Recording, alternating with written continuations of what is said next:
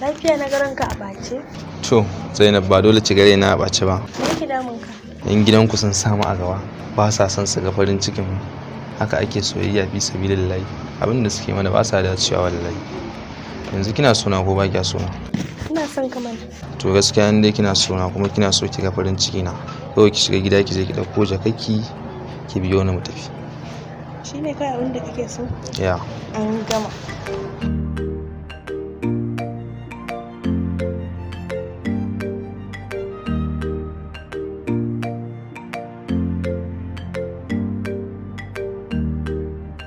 Zainab, yanzu dai kin ga tun da kin fito ko? To yanzu a tunaninki ina za mu samu gida inda za mu je mu zauna. Ai akwai gidan wata ƙawata. In dai muka je na san za ta ba mu gida wallahi. Okay, har gida ma za mu samu? Wow. Mu je.